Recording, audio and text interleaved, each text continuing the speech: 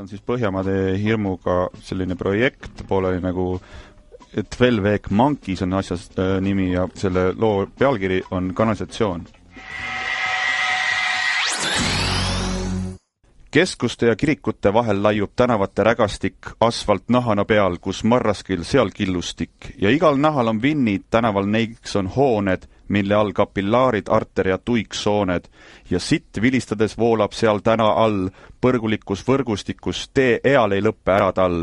Ja see on õige underground, kus valitsevad hiired rotid, suudena maa peal toitu ahmimad me WC-potid. Seega, ärge jooge oma ujumisveest, sest me kanname sinna selle, mis sinu pideest alla uhutud. Me DNA on nüüd lõhutud, sest lisame sinna reovee kromosoomid, verised tampoonid, kasutatud kondoomid, alkohooliku naise poolt ära valatud joogid, üledoosi oksed ja peidetud droogid, poissmehe pihentsi ja haiglate fekaaliproovid.